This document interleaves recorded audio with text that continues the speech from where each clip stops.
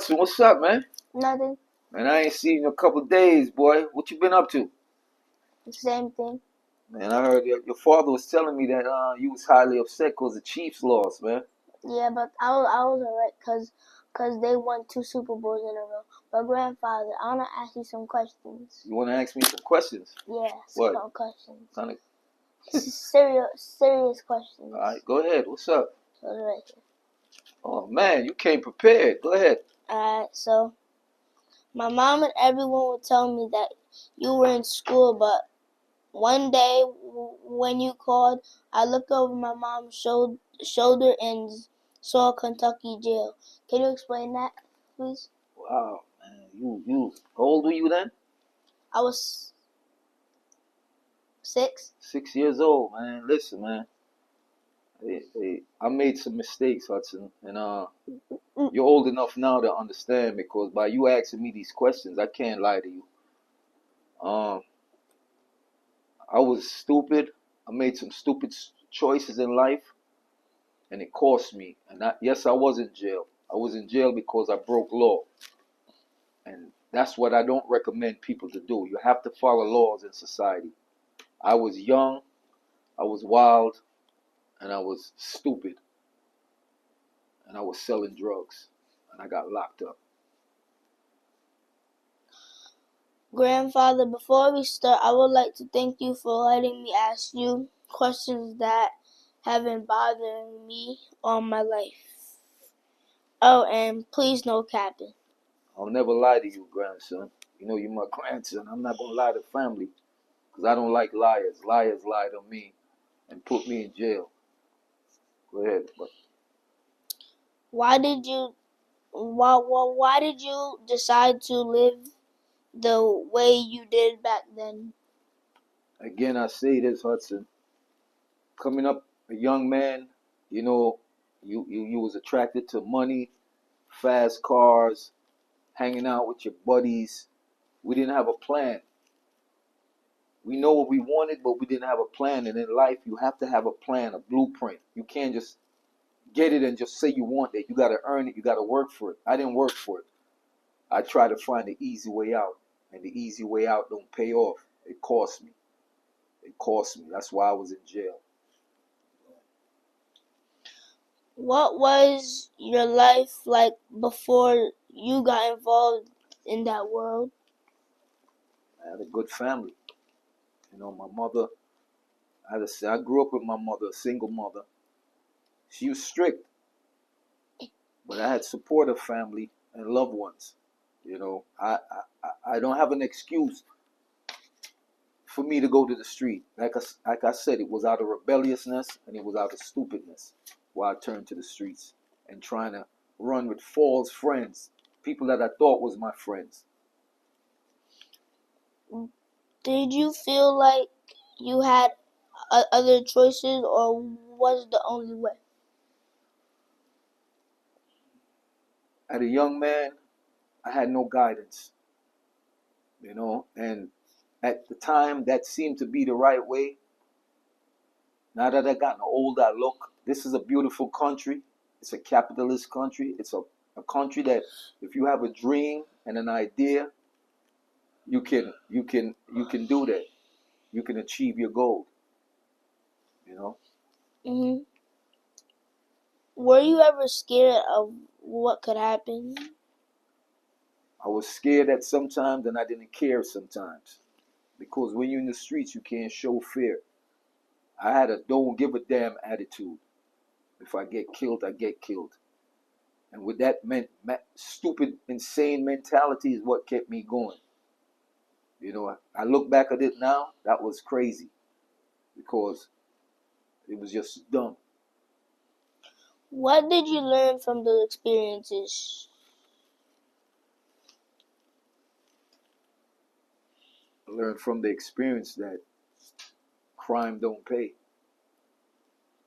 Crime don't pay. Breaking law don't pay.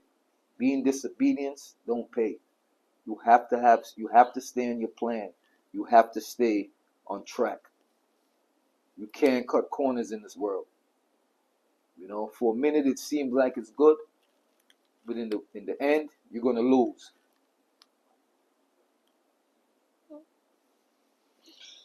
Did you ever think about stopping or doing something different? I thought about that, but once you playing in the streets, it's hard to stop because you see the money and you're not thinking about the consequences. You just want fast money. The money's coming in, you're breaking law, and that's not good. At the time, you think it's good, and then the people around you, my older people, was influencing me on, yeah, encouraging me on, yeah, that's the thing to do. That's the thing to do, and it's not the thing to do. How did being in that life affect your family and friends? Hudson, being in that life, it cost me dearly. It cost me my family. It cost me being there for your mother and your aunt. I wasn't in their golden years. At times you hear me talk to you and always telling you, oh, be good in school. Don't argue with the teacher. Listen to the teacher. It's not that I don't love you. I don't want you to feel that authority, you're not to listen to authority. You have to listen to authority at times. And when you get older and have kids, you're going to see what I'm talking about. Everybody there's rules and regulation in society that we have to live by. And that's what I wish I had done. But I thank God for being alive. I'm alive. I get a second chance of life. Was there anyone who tried to help you take a different path? Yes. Your grandmother and your great grandmother. I got shot in this game and I got robbed. And they told me to stop. But my ego wouldn't let me stop. The friends that came to my bedside encouraging me, no, we got to go on. We got to make a point. And that is the only, if I could do it over again, I would have made different choices. But like I said, I thank God he spared my life. If you could go back in time, would you make the same choices? No. If I was to go back in time, I would stay in school. When I get out of high school, I would have gone to college. I would have had a plan. I would have a plan. I would have done it the right way. I lost 34 years of my life, Hudson. I was in jail more than I've been on this earth.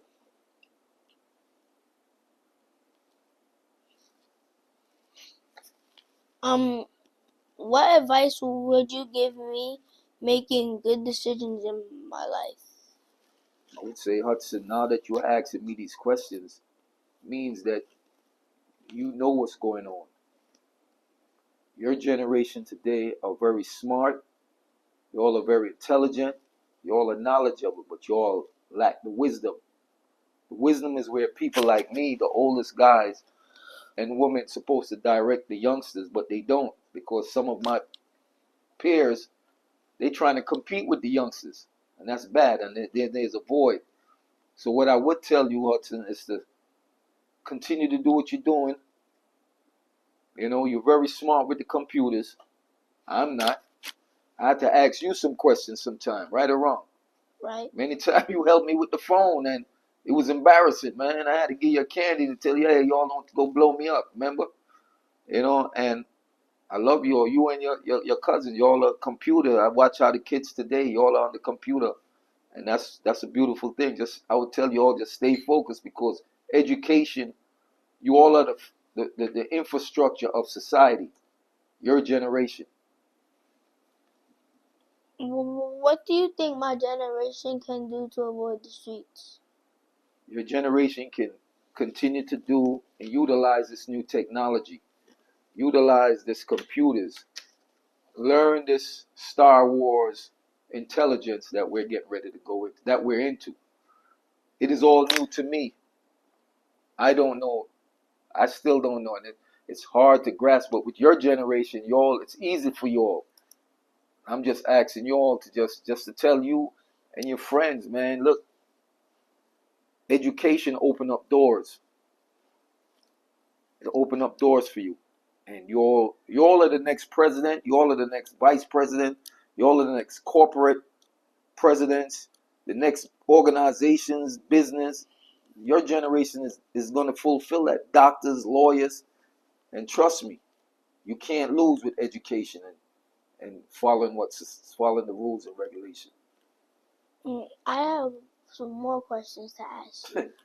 Man, you had some more questions, man. Yeah. You came loaded, man. Yep. Oh man, you don't play no games, boy. The other questions are right here. Whoa, yo, man. But you sat up all night and wrote them? Yep. Oh yeah? What was the hardest thing about being in prison for so long? The hardest thing, Hudson, was missing my family. I wasn't there when you was born. I miss being there with you all. I miss watching my daughters when your mother was born.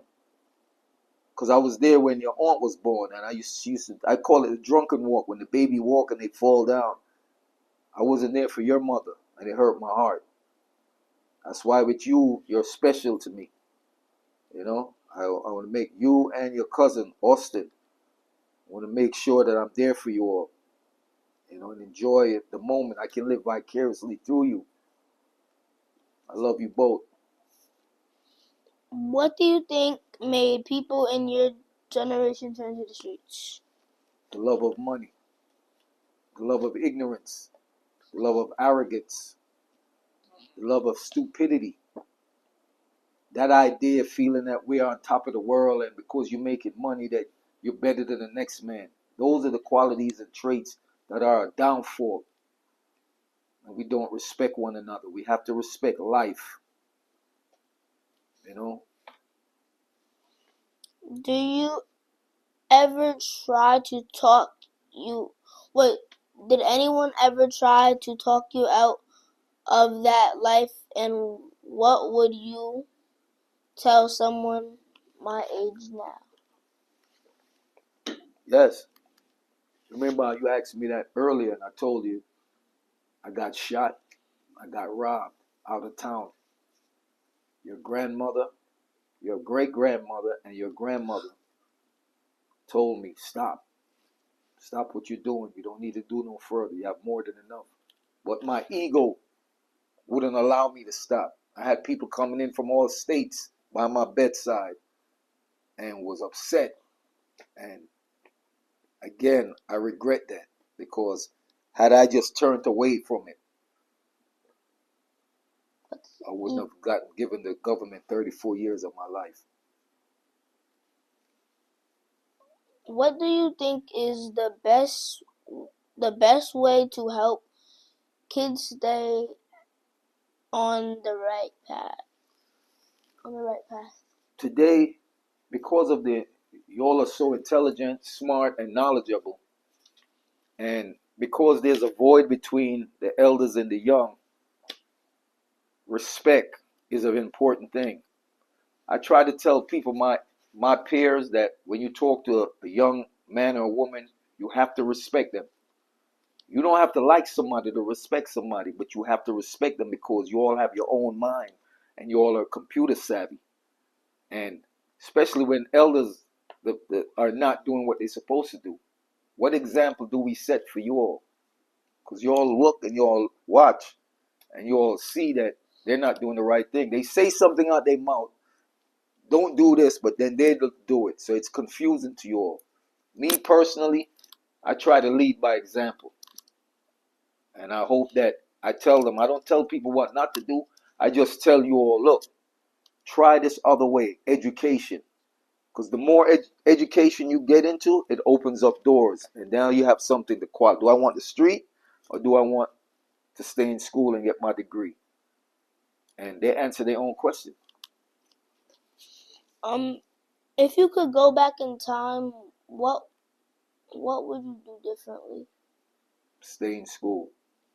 Stay in school and be obedient and not be rebellious and not make stupid choices and not allow my peers to influence me. Peer pressure is a hell of a thing with today's generation. We worried about what others think of us. We want to be cool. You know, so we go ahead and somebody put a battery in your back. Hey, go do that, do that. You want to see, but you're really looking at the class clown. You're really being an idiot. So always, like I told you, what I told you, Artie, don't let nobody tell you what to do. Be your own man. Stay focused, because what? The sky is big, man. Just like the sky is big, always keep reaching for the moon. And if you should ever fall, you're going to be amongst the stars, because you're very smart. You and your cousin, Austin, you're on your way. You're on your way. What did you miss the most while... Wait, what did you miss the most while you were locked up? My children.